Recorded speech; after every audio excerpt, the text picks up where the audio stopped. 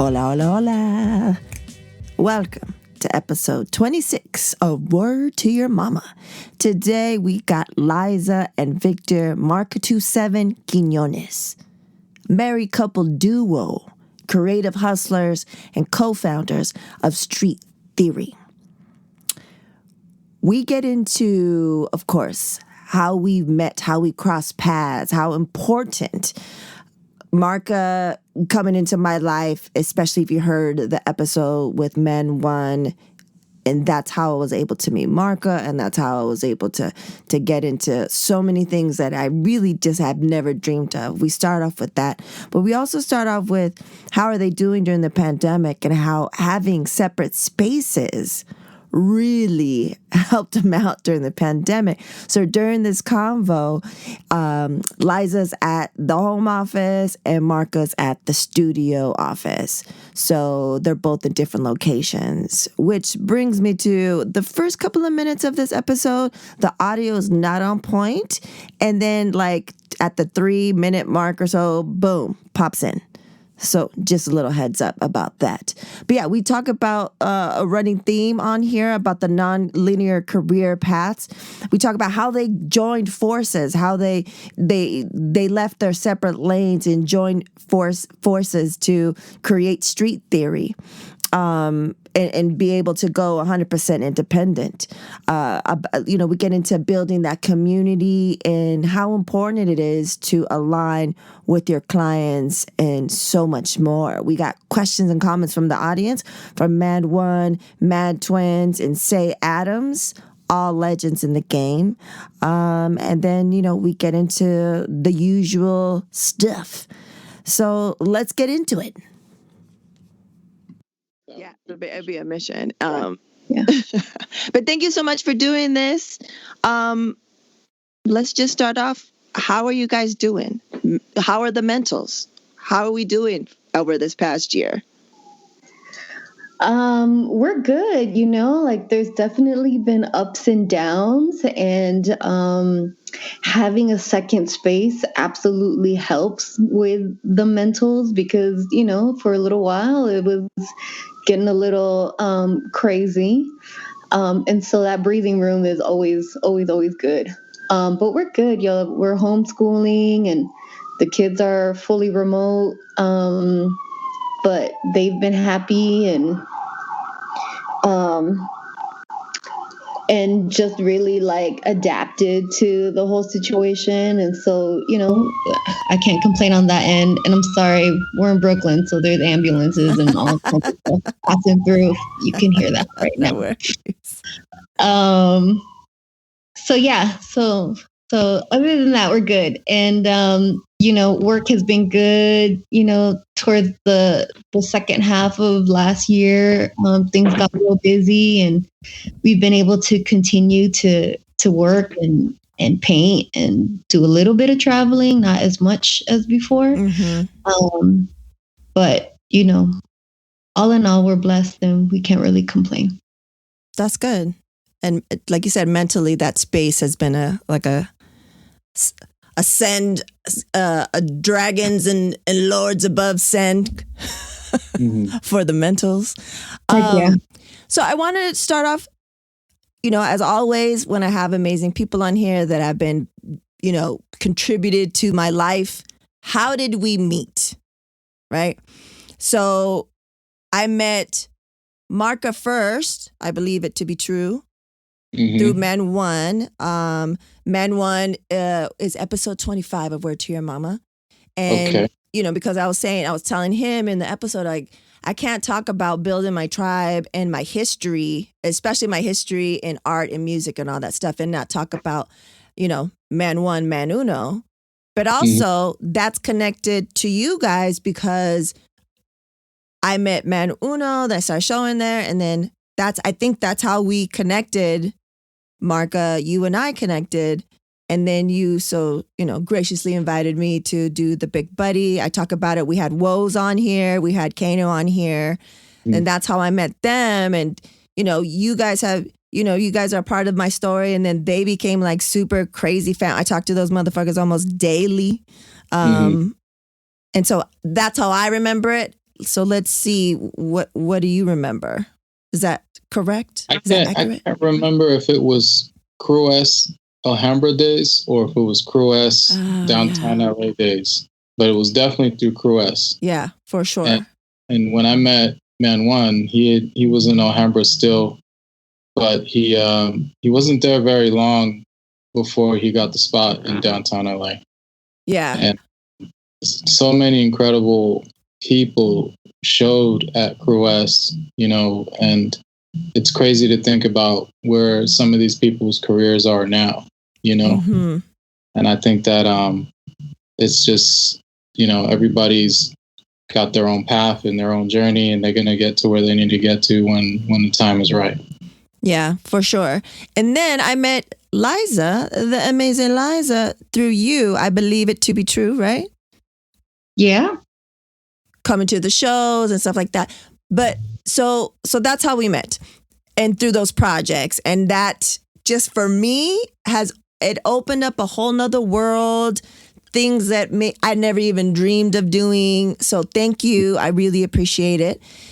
But I wanted to have you guys, I could have you on. I was like thinking, do I do them separately? Right? Because I could, because the trajectories and the career paths, because what I'm finding out, this has only been since September, but what I'm finding out, people that I've had on here, all fucking dope as fuck. But I think a through line is that there's non-linear career paths. Yep. But I feel what we all have in common is that creatives, right? Mm. And you don't necessarily have to be a painter, into music, or like you're a creative out the box thinker. And so that's why I was like, let me have them on together, because you guys, I want you guys to elaborate on how you both are co-founders of Street Theory.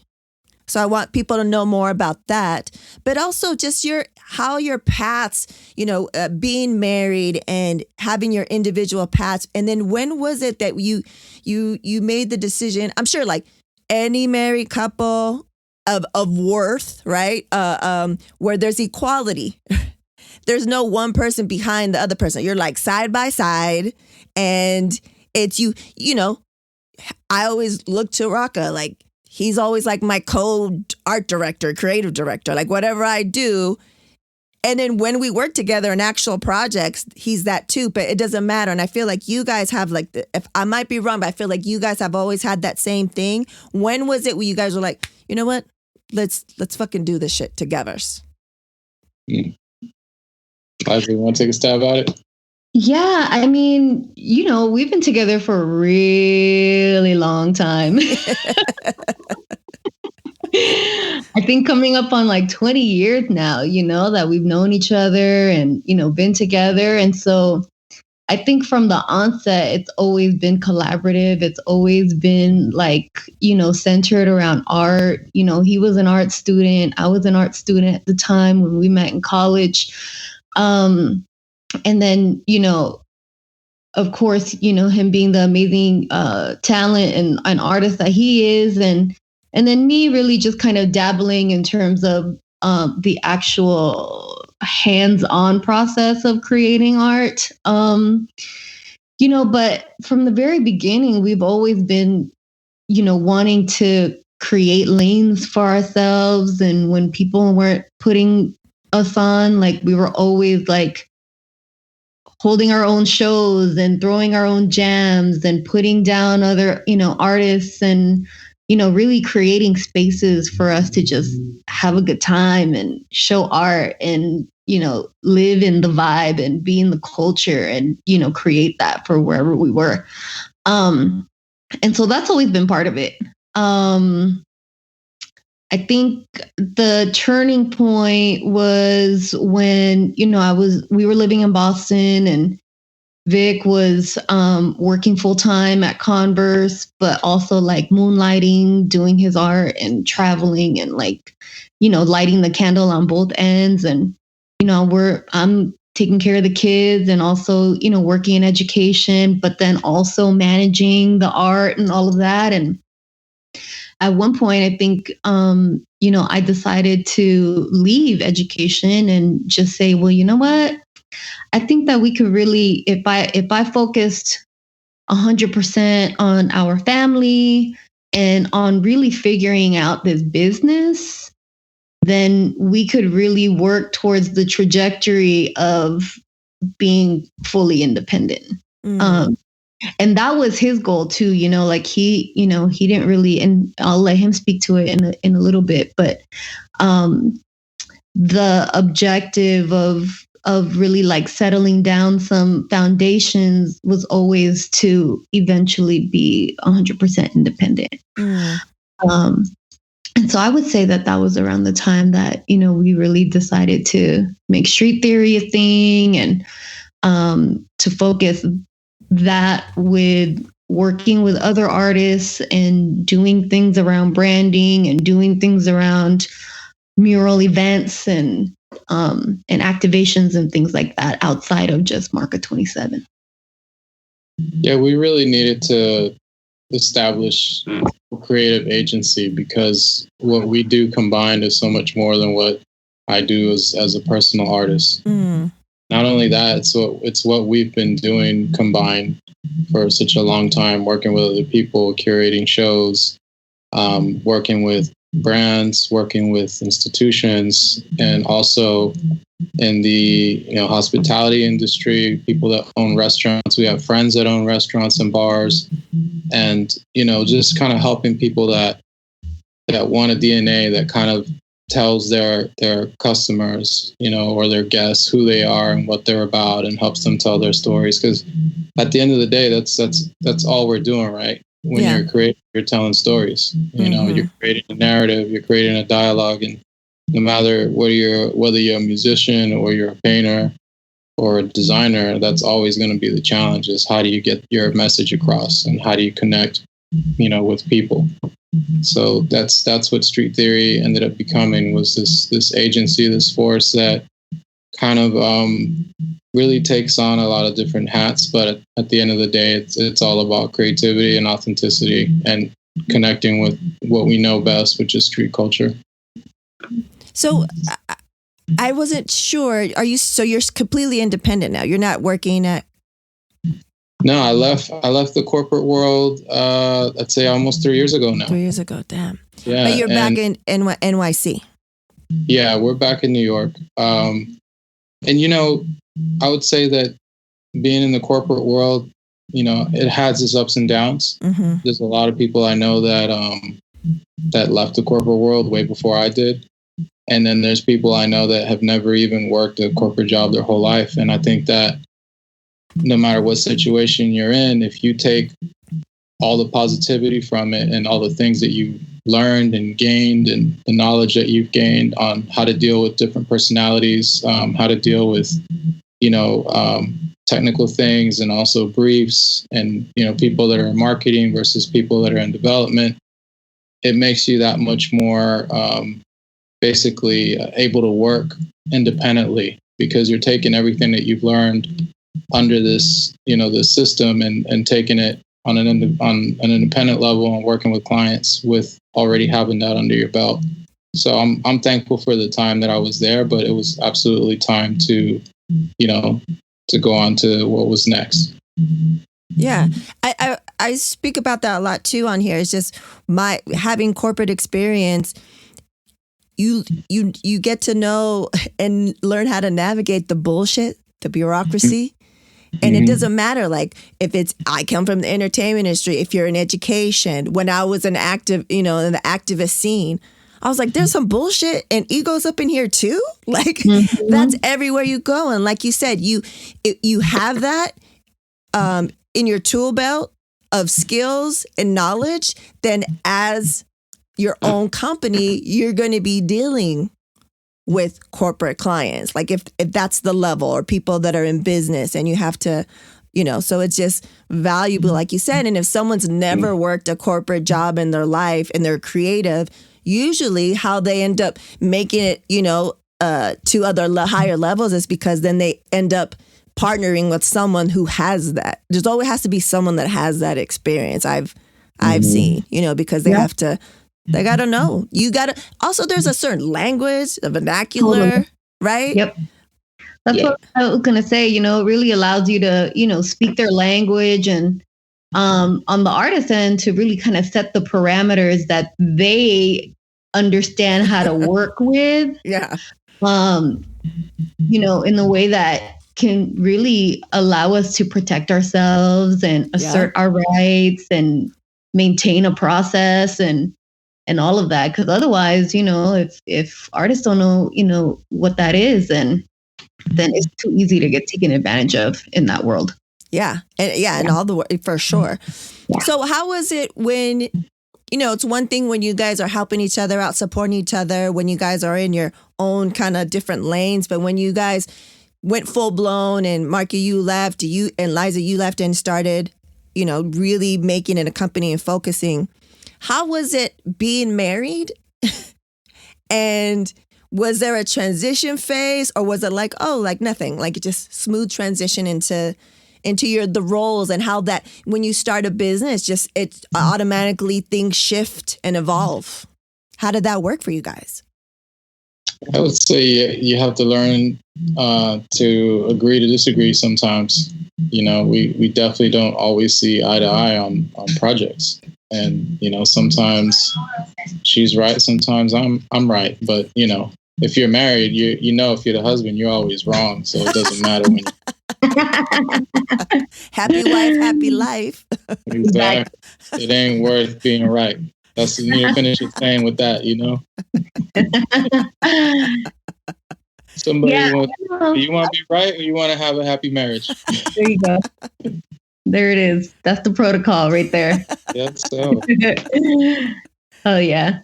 You know, nothing's ever fucking smooth. You know what I mean? Like when it is, it's great, you know, but I can't say that, that is not always a work in progress. And, you know, we continue to kind of learn, how we each work, you know?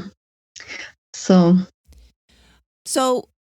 thinking about that, you know, being able to parlay your guys' passion and things that you're into to a business, you still have to figure out what clients, you know,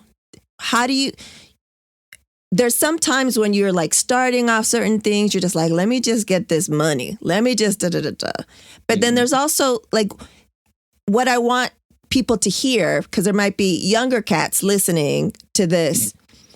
How important is it for you guys personally to have clients that you kind of align with?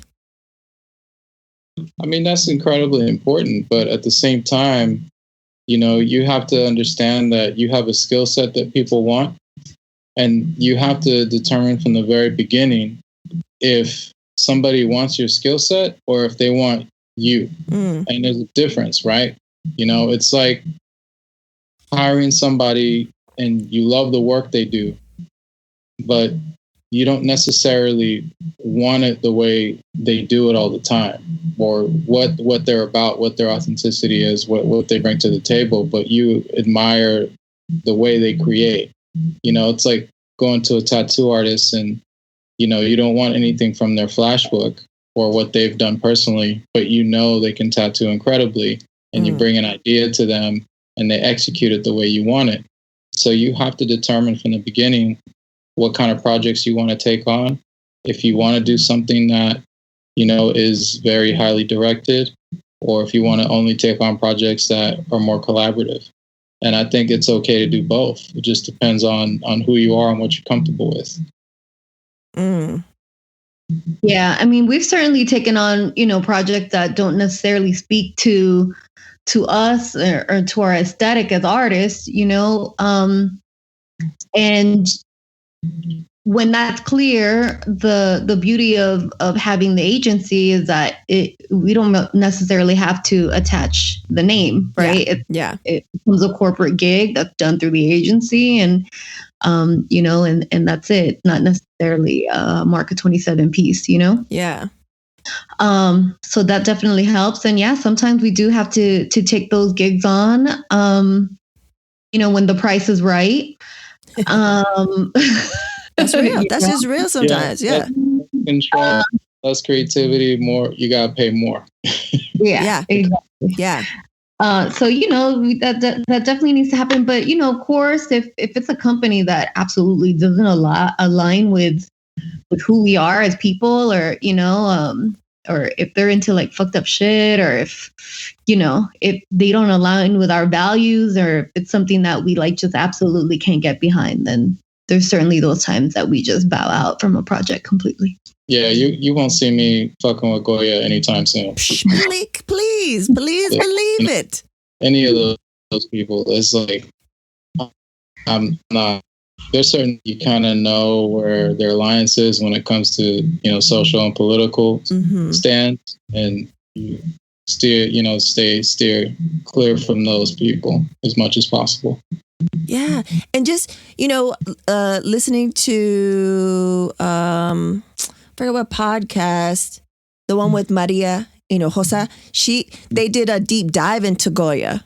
This was like post the number 45 stuff, and I was like, they've been trash. And they had this artist, and I forget her name, and she was part of that report, and she was talking about how their whole messaging was, making it like associating Goya with your memories of being part of the household, like how it just you just attach it to your child, a lot of people's childhoods, right? And so she did a piece where she was just like, my childhood and my family memories are all for sale. So she did like a piece where she had pictures of different times in her family, and she had like price tags over the faces, and how like she had to detach like something that meant so much to not just her, but her entire family and stuff. Like, I don't know, like I didn't know that history, right? But you associate it with, I think especially those in the East Coast, like even more so. But like, I don't know, it's crazy. But I'm just happy that you mentioned that, because people are like, oh, well, you forget and keep going. And now it's just like, after hearing that and getting more information, I was like, nah, I can't fuck with that shit. Even though the fucking black beans are the fucking best black beans, I can't do it. I got to make my own sazon. I got to, whatever. Like, so you got to do what you got to do. Once you know the information, you can't, Okay, so and that's just with MSG anyway, so you should be making your own sazon anyway. Exactly. Because I stopped taking their sazon a long time ago, but I was like, they're premium beans. And I was like, I can't do that anymore. I'll do other beans. So let's go into questions from the audience that I feel will bring this conversation to different places with you guys. Let's do the first one. Is from episode 25, Man 1, aka Man Uno. He said, how do you separate business with home life? Or do you? Schedule. That's pretty much the only way you can do that. Again, it helps having a studio space. And when Liza and I are at the studio together, it's pretty much strictly business. Like there's a lot of things on the calendar, things that we want to get after, things that we want to get done. Aside from going out and grabbing lunch and having a little breather from work, we pretty much are very good about, staying on track with what our priorities are when we're at the studio. Yeah, but there's definitely times when, things spill over at home, and, when we have big projects that are time sensitive, and when we have a lot going on, it almost feels like we're like working nonstop. And so there's definitely those moments where there isn't really quite a distinction or a fine line between when we're just working or when we're familying. Yeah. You can turn it into something positive. You can turn it into something good. I had a big project in Durham, and the family came out, while I was out there doing what I needed to do, and they had a great time while they were out there. And it didn't become an issue, and it was nice having that support while they were there. And we turned a project into a mini family trip. Yeah, and that happens sometimes.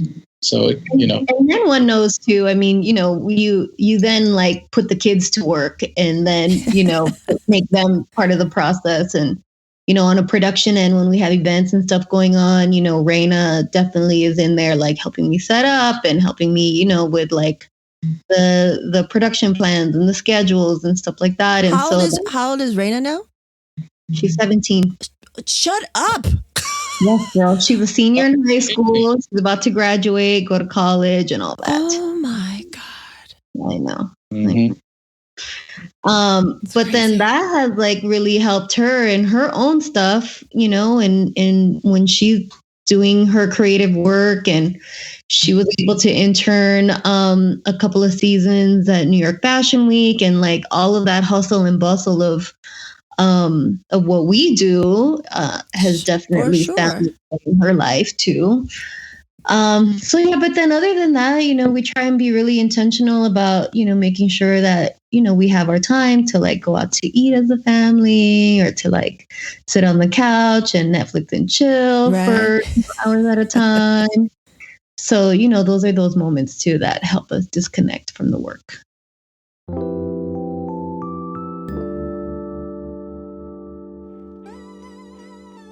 Staying competitive in these dynamic times means having the right technology at work for your small or medium-sized business. Whether your goal is to grow, downsize, or modernize, Panoply BPO provides the right combination of tools, support, and affordability necessary to make it a reality. Visit panoplybpo.com. That's PANOPLYBPO.com to schedule your no-obligation consultation today. Mention WTYM and get your 13th month of service for free. PanoplyBPO.com. There is a better way.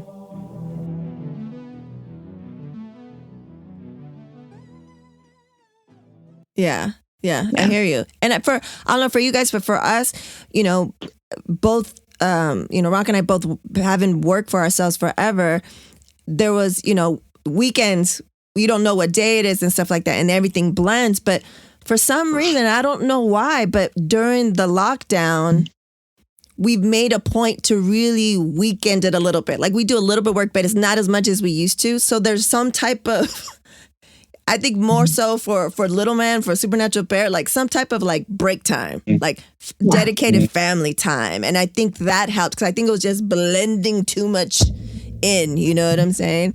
Okay, so next question. How do you decide which way forward when you hit a fork in the road? This is also from N1. It depends on the fork in the road, right? Because we've had challenges where we have a client and we have a system set up where there's only so many revisions they can make, or they can change their mind on a direction, and at some point you have to decide, is this still worth pursuing? Because I guess what I would say is when you see enough red flags, that's when you have to change directions. And sometimes you don't take a project on because of the red flags. Liza can tell you, I had this one phone call and it came from nowhere. Big producer working with a big brand wanted me to basically get on a plane within the next 24 hours to fly to Mexico City to paint this huge mural. But they've never painted a mural before. They didn't have anybody there. They didn't know where to get the supplies. They didn't know the logistics. They didn't have the wall 100% confirmed. There was just so many red flags that even though it sounded like a huge opportunity, it was more like being set up to fail.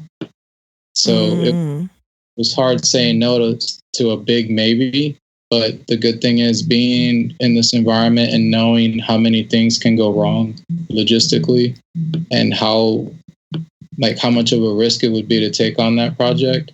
And the fact that they hadn't even had a contract ready or anything legitimate, but wanted to put me on a plane before any of that was just a huge red flag. So yeah, you know, every case is different. I'm not sure how Liza feels about some of the forks in the road.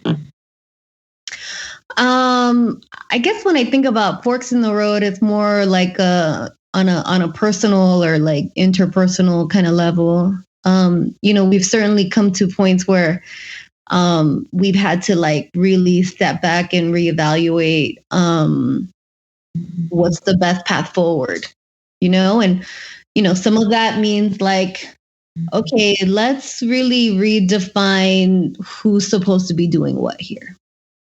Yeah. You know what I mean? Like, all right, you know, maybe okay, let me take a step back and say, you know what? I'm not going to have anything to say about, you know, what you do creatively or, you know, the creative direction of a project. You know, I'll stick with the business only. You know what I mean? Yeah. And vice versa. You know what I mean? Then it's like, okay, well, you know, let's make sure that we're both really clear and aligned with what our roles are and like who's taking care of what so that things don't get misaligned and so that we're not really like, you know, going back and forth too much with clients and with what we're supposed to be doing. So, you know, we've definitely had some moments where we've had to step back and get really clear on that. And has there been times where, because it's a certain client, or certain people or certain opportunities where you each have to kind of check each other because you're not like maybe subconsciously not seeing the red flags? Has there been those times where you're just like, Liza, like you're like to Mark, like, nah, we can't do this. Like, I know you want to do this, but or you're like, no, you know, you tell Liza like, no. Has there been those types of situations in the business for you guys? I don't think so. I think whenever there are those red flags, that we're both pretty attuned to it, and we're both like, "Did you see that shit? No, fuck that." And you just have to follow your gut, right? You like, yeah, your gut is like really the one to really listen to. Okay, so before this next question from two other people, I would like you to look into this chat. And check. It's so funny. When did you ask these questions to folks? When? Yeah. I look at that picture. So I want you two to look at this picture. It was sent to me by episode 9 guest Mad Twins. Word. Oh, I remember that. And they said, ask them what night this was. That was at Suru, and that was the Mini God release in LA, the Sura exclusive. That's what that was. Right on Melrose. I'll put this picture if you guys allow me to. I'll put it on the episode and the show notes so people could see. That's super throwback. What year was that? 2009, 2008? To be honest with you, probably 2008.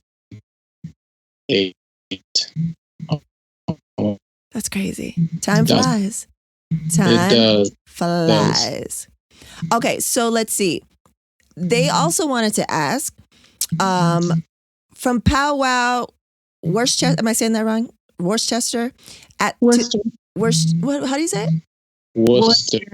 Worcester.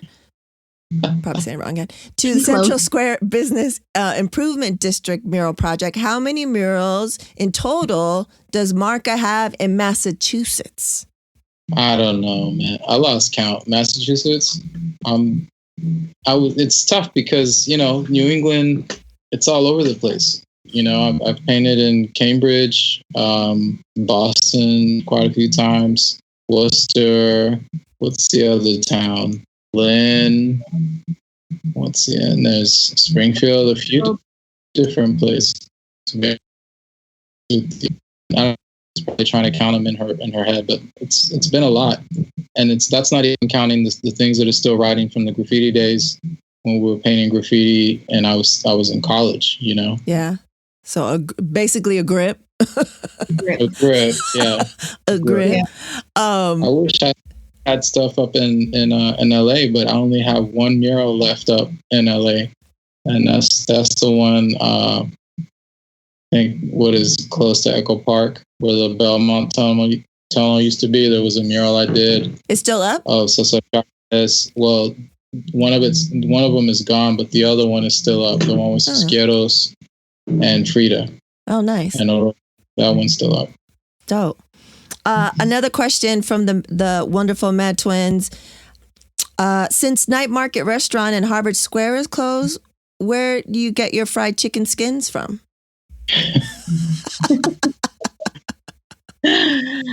Dang, that's a good question because we haven't had any fried chicken skins. That was the only spot you could get that.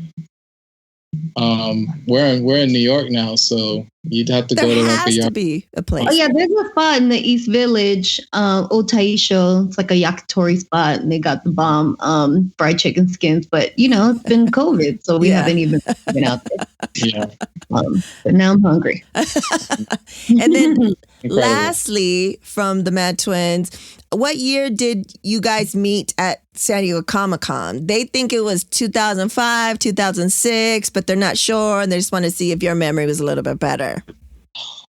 We met at Comic-Con. Yeah, I would have to say 2005. Wow. Because I think it had to have been 2005. We were still technically living in LA. Sorry about that. No worries. Okay. In part, in person. I know. My sounds Keep bad. it moving. Okay, so let's get into, that was questions from the audience. Thank you to those people. Now we're getting into the not so rapid fire questions, aka the slow as hell questions. So I have two of you. I'll just go off of, and each one starts. Let's start off with Liza. 3 words that best describe yourself. Creative, motivated, and funny. Marka, give us the 3s. Oh, I got to do the same? Yeah, same. But I'll switch off to who starts on the questions. Yeah. She took creative already, so. Well, if that's you say it too for yourself. Yeah. No, I'm going to say ambitious, disciplined, and prolific. Okay. Next up, you, Marka, start on this one. What's the best piece of advice you've received? And then we'll go to Liza. The best piece of advice I've received? Mm-hmm. I would say to never hold on to anything, whether it's a bad experience or a bad relationship or, some trauma from the past. Like, don't have any baggage, always keep it moving, always, move forward. And that that happens a lot in the creative industry. Is you have people come in and out of your life, and to hold on to grudges or to hold on to any kind of baggage, it doesn't serve any purpose for you. So it's always good to let that stay in the past and just only focus on the present so you can have a better future. That's good advice, because it doesn't hurt the other people who we have a grudge against. That's what I'm learning in therapy. It just hurts you because they don't know. Right. It's not messing up their day, but it's messing up your day. Right. Yeah. Liza, what's your best piece of advice you received so far? I think to get out of your own way. And get to all the things that you want to do without, really staying in your head too much about it. That keeps you from making it move. Yeah, for sure. I think especially as creatives and as creatives of color, we get in our own way a lot of times because we get that imposter syndrome. We think we don't deserve it. Like all that fucking bullshit. So that's some really good advice. Okay, Liza, you first up on this one. What are you doing to dismantle the patriarchy? What am I doing to dismantle the patriarchy? I'm running my business. Please believe it. Yes, I'm running my business, and I'm calling patriarchy out when I see it, honestly, because fuck that. I'm raising two very strong, opinionated, creative, talented girls who, are making a lane for their own selves. I do a lot of work on decolonization and really learning about my ancestry and our history and finding my own lane and power in that. Mm-hmm. And really, standing in it and owning it. That's right. Please believe it. And you're an example, just what you do on the daily. So please believe that shit. Okay, Marka, what are you doing to dismantle the patriarchy? I never fucked with the patriarchy. I hate that shit. Honestly, I do. I never. You can. There's so many strong women in my life. And on top of that, there's a lot of creative women that I've always worked with.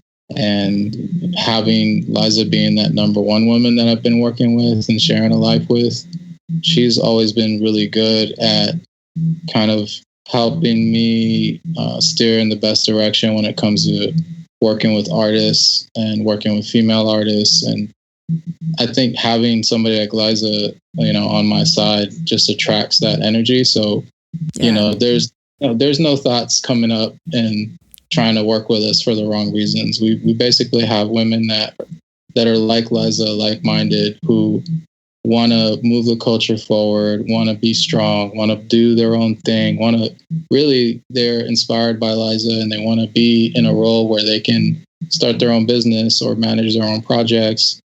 And Liza's been a great mentor to a lot of younger artists, but also working with, people of her level as well and collaborating with them. So what I'm doing to dismantle it is by supporting the women that are already dismantling it. That's right.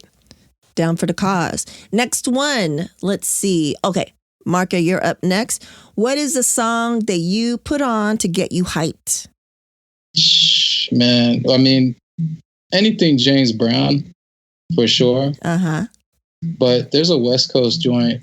Was it Too Short? Uh-huh. Which one? It's I don't know the name of the song, but he talks about Dave Chappelle on there. What's my favorite word? You know what I'm saying? Yeah. It's like, I know a lot just shake their head like, I don't know. Guilty pleasures, right? Of course. So that gets you hyped. Okay, Liza, what about you? What's your go-to or one of the go-tos? What's one of my go-tos? What is it? Win by J-Rock. I like that. Oh, yes. J-Rock, yes. Okay, last question. Liza, you're up next. What will be your legacy? Wow. You know what? That's such a funny it's funny timing for that question because this is something that I've been thinking about a lot. I'm turning 40 in June. Ooh. And so that's really what's on the mind right now, like really stepping into the next half of our lives and figuring that out. I don't know. I think there's still a lot of growth that needs to happen. And I certainly want our business to continue to grow and really be in a place where it's thriving and, and where I can step back into education, but through this lens. Yeah. Right. And start to, really forge a path through, for these young up and coming artists to learn from, what we've been able to build and what we've been able to put down as pavers for how to get into this work and do it well. So. Nice. Okay. And you over there, Marka? I mean, when I think about legacy, I think about Jay Dilla, Kobe Bryant, Nipsey Hussle. And one thing that they all have in common, and that all three of them are extremely different people, is how they affected everybody around them. And so for me, it's like our legacy is honestly, it's going to be defined by all the people that we've affected, and hopefully positive. We're going to always do our work, and we're going to always do what's best for our family. But at the end of the day, everything that we're doing and all the projects that we're creating, we're hoping that it inspires people to do even more than we did, to go far beyond what we have. And, you think about artists like Ray Charles, for example, was the first musician to own his own masters. And that created somebody to want to own their own record label, So you have independent artists. And I think us being independent creative artists will hopefully, inspire people and leave a legacy for people to be more independent and to, help lift each other up, especially artists of color, especially artists that are diverse, because that's one of our biggest focuses. And we say this because we know that a white male dominated industry, just about every industry, but especially the fine art industry. Yeah. So, we want that legacy to be definitely a better future for diverse artists. Nice. So tell the folks what you guys have on the horizon now that, the world is complete, it's changing all the time, but it sounds like hopefully we're changing towards light. You know what I'm saying? Yeah. It's a whole new different situation from a year ago this time. So what can people expect from you guys? The dynamic duo, Street Theory and beyond. What's on the horizon for the 2021s and going into 2022 when hopefully it could be where we can hug and be out and about and shit. Right? Let's see. We're just taking it day by day. To be honest.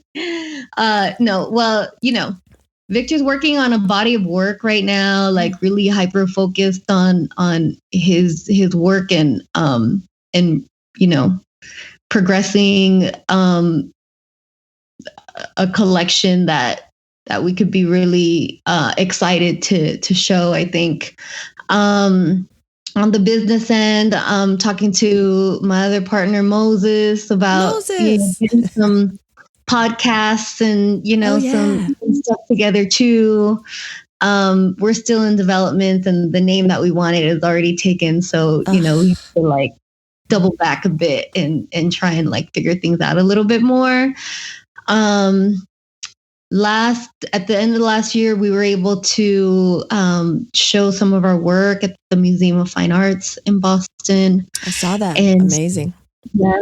So we're in talks now about how to grow our collaboration and partnership with the museum. And so that's super exciting. And hopefully that trickles through to other museum work with the Brooklyn Museum and other spots in New York and hopefully in LA. And then really what might be in the horizon is, really figuring out how to take the show on the road and really think about how we could maybe live and work internationally. Yes. Raina's in college and, we just have Luna. And I'm starting to really think about how we could not be so connected to what keeps us here in the States and to see how we can expand the work. That's exciting shit. I mean, that's that's the dream, and that's what we were thinking and hoping for until, you know, the world had other ideas for us in 2020. And I think a lot of us, maybe you guys as well, it's another ongoing theme is like we've all been working hella fucking hard in our own lanes with our own, you know, independent works, that 2020 was supposed to be the year. Shit was in place. Yeah. Travel, bigger clients, bigger projects, and that seems to be the theme. But it was like, boom, this time last year, squash, and it was like, how do we move through this and survive this shit? And I think another through theme is that regardless if you worked at a corporate, you were still hustling, right? Before you left 3 years ago, and you as well, Liza, like, we got that hustle mentality, like you're always gonna make it through. And it's scary for everybody, but it was just like, yo, like, how do we parlay this? Like, how do we rethink this? How do we make it through? And I have to keep reminding myself, like, you know, here we are a year later as a creative. I didn't really want to create on certain levels. Like, I didn't have it in me. And so, like, how was it for you guys during those times to, there's necessity is business, but at the same time to create, were you more inspired by what was happening in the world, or was it like a roller coaster for you guys of sometimes you're like, yes, and sometimes like, I don't got it. I don't know. Mm-hmm.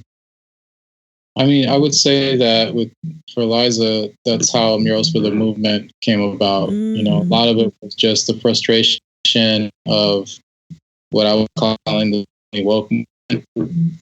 And all of a sudden it's cool and it's okay and it's profitable to be, you know, politically engaged. And, you know, for us, you know, especially some of the work that we were doing, even before street art was a term, we were painting murals about, you know, revolution, about equality. And this was going on in LA, it was going on in Boston, it was going on in New York. Everywhere we would go, these murals would happen, and they were all of the time. So when we saw that, you know, there was people that had no history doing that, jumping on the bandwagon, we felt like, well, let's empower artists that have always been about that. Yeah. You know, let's work with Say Adams, let's work with Sophia Dawson, let's work with Pro Black. Yeah. And let's work with artists that have a history of doing that all their lives. And let's create a platform where they can do something special, and we can do it together. Speaking of Say Adams, he didn't have a question or anything, but he just said they're good people. And I just got it in right now. You're good people. He's such good people. I've only met him a couple of times, but just been like, always says what's up, send me something, like, just, I mean, to be a legend like that, like, yeah, especially for us, like, we, like, you know, hip, another through fucking thing through everyone here, almost everyone here, is that how hip hop has impacted our lives. Yeah. It's in the bones. Like, it's our culture. Like, you know, we were saying, like, I just had Woes on here, and we're saying, and Kano, we didn't grow out of hip hop. We didn't like love it since the 80s. And then we grew up and got corporate jobs. And then we're like, we left it to the side. Like, it is our vernacular. It's ingrained. It's ingrained. Yeah. Like, it dictates, it impacts everything we do. Everything we do, even if we're hella fucking corporate, we have a super corporate, it's always a little piece, right? Yep. And it's like, you know, when people say, oh, do it for the culture. And I feel like you guys and people that I surround myself with, it's like the culture, do you remember the culture, the elements, right? The elements is always like to give back as well, and the activism and speaking what's in the street. So like what you're talking about, you know, like people are trying to jump on the bandwagon. You guys were like, let's get with these people, like Say, and you know, they have been doing it for a long time, newer people up in the scene, and give them a platform and a voice, because usually those types of people that deserve that voice to be heard don't get heard. So I appreciate and I love what you guys are doing, always, from jump, but especially now you're like, you know, dynamic duo, combined forces for the peoples. Like, Yep. it's a great thing, guys. And thank you so much for taking the time to be on Word to Your Mama. And like I said, Marka, you have opened the door to like people that I talk to on the daily basis and been able to do amazing things with. And it's, people like, you can't forget who did that for you. You can't do it. And if you can, stay in contact with them, work with them, give them their props now. So do that, kids. Do everyone listening. Do that fucking shit. But thank you so much, guys. I appreciate it. Thank you. It's fun.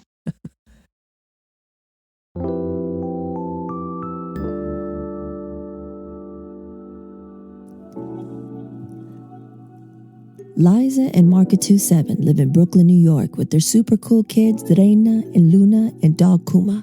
Together, they raise a beautiful family while hustling as artists and running their creative agency, Street Theory. Street Theory, activating communities, spaces, and global brands through street art, experiential marketing, cultural placemaking, branding, and design. Visit street-theory.com today. That's street-theory.com.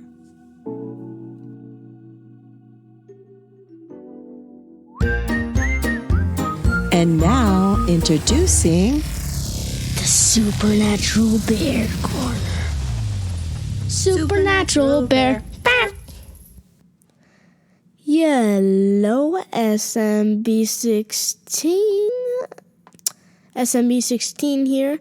And today I just want to talk to you guys or gals about the importance of how two partners, whether romantic or not, but mostly romantic, have to work together. The importance of them working together, especially if they have kids, because then their lives will just fall apart. And nobody likes that. Yeah, nobody. But my mom and dad, they work together perfectly. They're like bread and butter, or as I like to say, well, nearly perfectly. Bread and butter. They're like bread and butter, or in my case, bread and honey, or bread and jam. No parquet. Ain't no parquet, ain't no margarine, strictly butter. So if you're in a relationship, remember, you guys or gals have to work together. There will be multiple compromises. So, work together or your life will collapse. Life lesson of the day, SMB 16. But I'm serious, guys. Work together. Bye.